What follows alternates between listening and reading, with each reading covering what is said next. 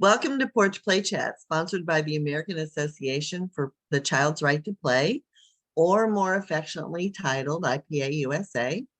IPA USA is the USA affiliate of the International Play Association, and as part of our efforts to promote play, we've introduced Porch Play Chats, and these are conversations with people who are just as passionate about play as we are. You can find all the Porch Play Chats, and there's over 165 of them right now. You can find all those Porch Play Chats by going to our website. Up in that very top right-hand corner is the link to our Facebook page, and the link to our Instagram, and the link to our YouTube channel. Subscribe to our YouTube channel, be a friend on our Facebook page, and magically, every Monday, a new Porch Play Chat will appear in your feed. I'm Deb Lawrence, and I'm president of IPA USA. And with me on the porch today is Rachel Franz. Rachel is a fierce fighter for honoring children in childhood, and she's the educational manager at Fairplay, which works towards systems level change around how kids get hooked on screens. You know, one of my big bugaboos. As a former educator and director in both indoor and all outdoor early learning programs, Rachel also offers training and consulting to EC programs on topics ranging from nature play and outdoor preschool, anti-oppression, child-centered approaches to learning, and of course, play through her company, Twig Thread Consulting. So today, Rachel's going to talk to us about privilege in risky play. And she has a blog post, which I'll put in the Porch Play Chat description so that you can read her blog post about it. It's wonderful. So Rachel, talk to us about the privilege in risky play. Great. Thanks, Deb. It's so great to be here. So let's start by defining risky play. So we know that risky play is generally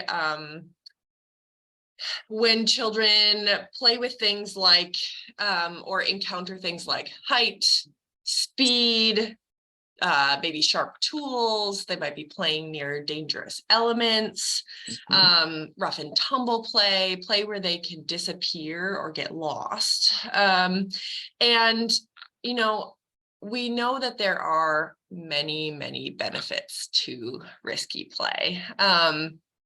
Another definition that I really love is from a Norwegian professor, Ellen Beatty Hansen Sandsetter. And she writes that risky play is when the child's skills exceed the challenges provided by the available equipment, right?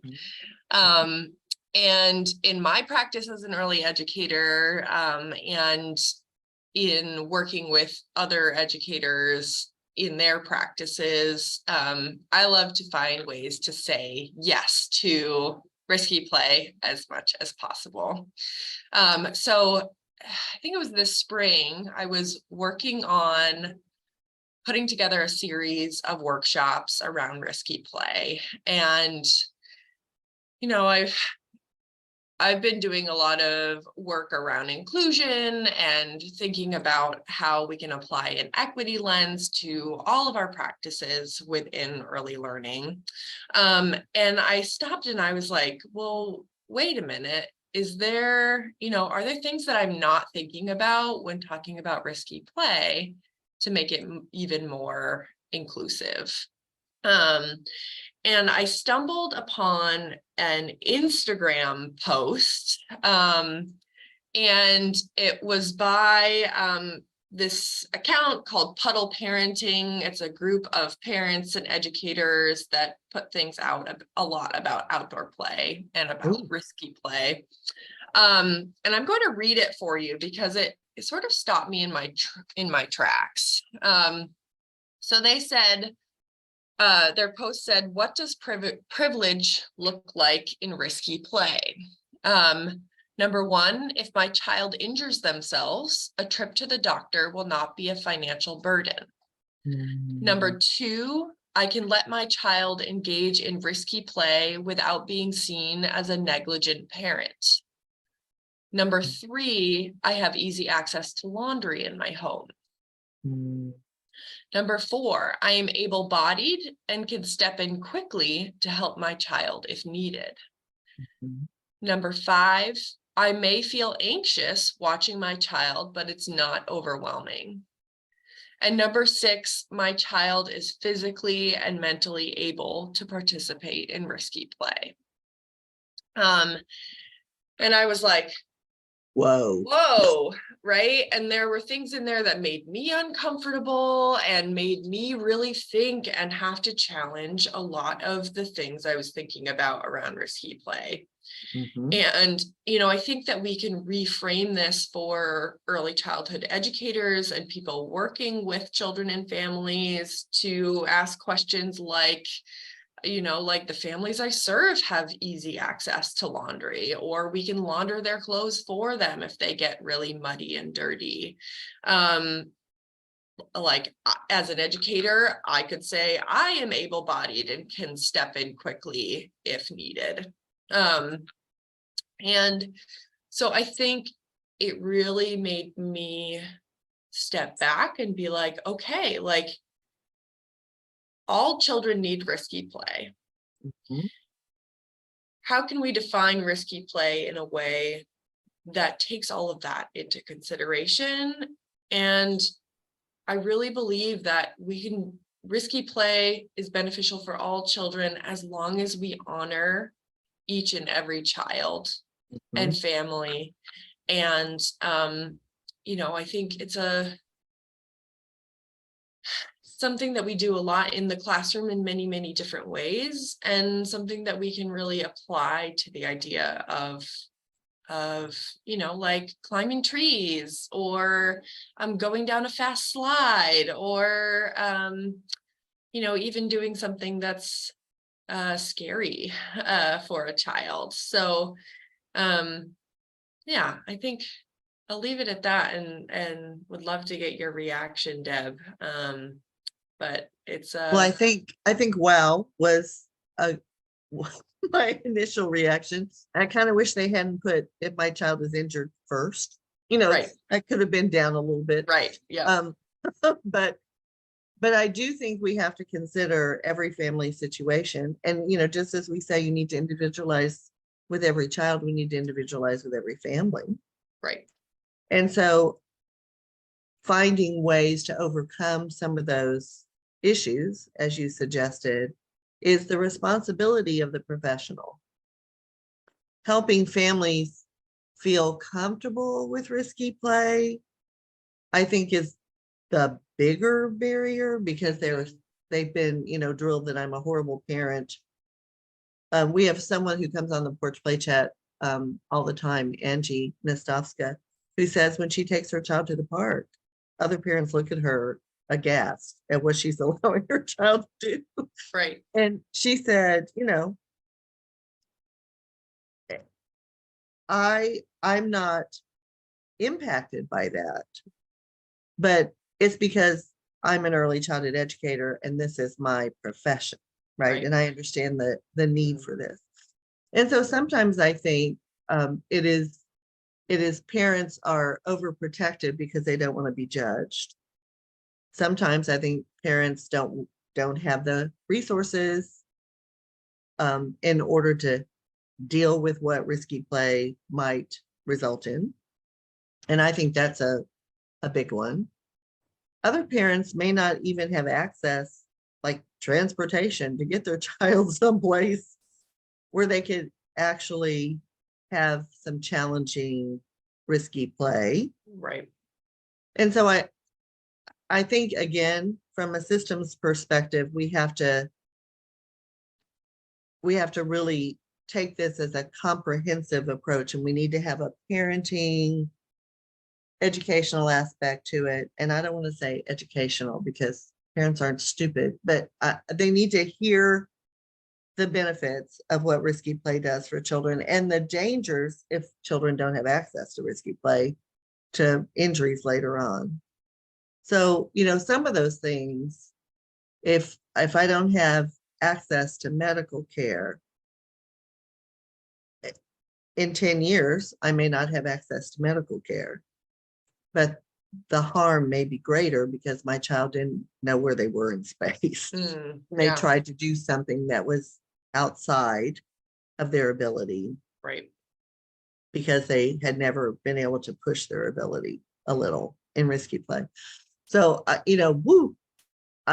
think the other big piece is child care programs, and before and after school programs are concerned that they're going to not meet licensing requirements, and Right.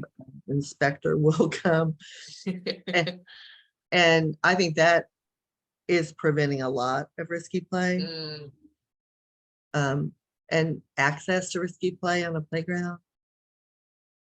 And I think playground inspectors are in that same boat as licensing regulators. And so I think those are audiences we really need to help understand what is hazardous and what's risky, and the benefits of risky play. And then I think early childhood programs might have teachers who might have some trauma around falling out of a tree, or I remember, I did everything risky, and my mom had no idea where I was most of the time. She was a stay-at-home mom. We lived on 5 acres out in the middle of the world country. I was everywhere. And she really had no idea where I was 90% of the time. And I remember one day I was at a neighboring place, and they had one of those trailers that has the wheels in the middle. And it was a big metal trailer, and you could stand on it. You could go like this, back and forth. And as I was doing this, going back and forth, I stepped on an exposed nail, rusty, awful nail, right through my foot. And it hurt, but I wiped it off and I got home. Mom said, "Why are you limping?" And I said, "I was playing." She said, "Get in the car." And off we went to the doctor for a tetanus shot. But she had no idea I was climbing trees that were 2 stories high, and riding a horse through an orchard and being thrown into citrus trees all the time, and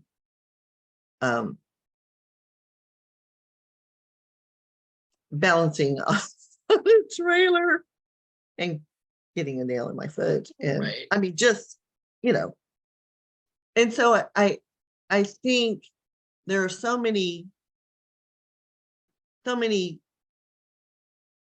constituencies that we need to help understand why risky play, hazardous play, that was the trailer with the nail sticking up. Now the trailer was fine. All that balancing was wonderful. Right. But the nail was hazardous. Right. And I should have been watching better, but I was like 7 or 8 and I was just playing. And so I'm not sure where we go from this, other than begin to reach out to these major constituencies and begin to help them understand. So there's Tiffany Pearsall is a new Porch Play Chat participant. Oh, yeah, I know Tiffany. Oh my God, I love her. Anyway, so she is licensing that program. And is it Oregon or is it Washington? In Washington, and they're out in the middle of nowhere. Yeah. And they're in a national forest, and they have a building that they needed to get licensed. But there's no licensing rep for that remote part of Washington state. So she had to call the state licensing head person to come out. But while she was there, she said, "Well, I'm going to invite the Native American licensing inspector, and I'm going to invite the nature base," because they have one there, which is another thing. We do. Yeah. Oh my God. The nature-based licensing inspector to come and to see our facility and to see if we can get it licensed. And the state licensing person walked around and said, "It's a beautiful facility, blah, blah, blah, but I can't license you." And she said, why can't you license the site?" And so the state licensing individual would say something that this is against the rule, and the Native American licensing person would say that's stupid. And the nature person looked at the licensing, that's stupid. What else have you got? And so they went through this list and they kept saying, that's stupid, because it was so out of context in the facility and their mission and goals. And so the state licensing person said, okay, I understand. And I think what we need to do is write licensing regs just for you. But because she doesn't have the authority, right, to rewrite the licensing regs. Right. It's a huge process. So, but there is hope out there if we can gather people together who have multiple different perspectives and really talk it out. Yeah, I think What is it? that's a big thing is, you know, I really think that the risky play that maybe we're doing as educators, like all of it needs to be transparent. Mhm. And when we're supporting families, we need to be listening to their stories just as much as we're educating them on risky play. Mhm. And, you know, I think there are so many systems at play that prevent families from doing risky play at home or in their lives, right? Like, we live in a racist society where a Black parent that's allowing their child to climb a tree is at risk of, you know, having their more at risk of having their child taken away for negligence than a Mhm. white parent, right? And so I think that all that to say that like early childhood programs, we become sort of sanctuaries and like places to preserve risky play. Mhm. And it's only going to happen if we continue to educate and sit down with licensors and with, you know, all the regulators that have, in my opinion, like overly bubble wrapped Mhm. childhood and play. And also just remembering that risky play looks different for every child, right? And, you know, reminding families that, you know, a child like risky play for them may look like, you know, sticking their finger in a muddy puddle for the first time, and you know, like sensory issues at play. And it's really, I really do believe that risky play can be for everyone, including adults. Mhm. And that we won't get anywhere unless we're continuing to sort of like push back at this sort We of have to like continue to press forward, right? Yeah. And I think a lot of it is about creating comfort. I do this workshop where I have different types of risky play, but it's a baby step toward risky play. Children are being challenged physically, but if they were to fall, they're falling like this far, right? So, but it looks challenging, it's physically challenging, and it's risky for them, but it's not what we see when we climb trees that are 2 stories tall. Right. So there are variations in what childcare programs can do that increase the challenge and make children feel like they're taking a risk when it's really not risky, right. in some people's definitions. It's an The illusion of appropriate level of Yes. risk within our very litigious society, right? Yes, but it's doable, right? Yeah. It's doable. So, and licensing can't say a thing about it, Right. because what these examples are within the licensing guidelines. So until we can get the licensing guidelines to be a little more reasonable and to be more acceptable of risky play, then I think we need to be helping early care and education programs understand what they can do, not what they can't do. They're always saying we can't do that. We can't do that. We can't do that. Yeah. What can you do? You know, Right. look at your playground. How can you bring in more risk, not what you can't do? So all of that being said, this was amazing. And I'm so glad that you were able to give a parent's perspective of that privilege, because I absolutely agree. In North Philadelphia, access to anything that is risky is limited. Access to things that are hazardous is prevalent, right? Right. So, you know, parents keep their children in because it's not safe to be outside. Right. And that is detrimental to development, but perfectly understandable based on the context. Yeah. So, Right. you know, again, we have to look.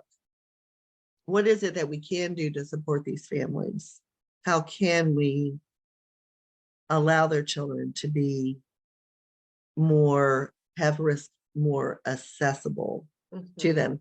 And we have a fabulous free place in a very low income area in Philadelphia, in Fairmont Park, called, hold on, it'll come to me. I just had it in my head, Smith Memorial Playground.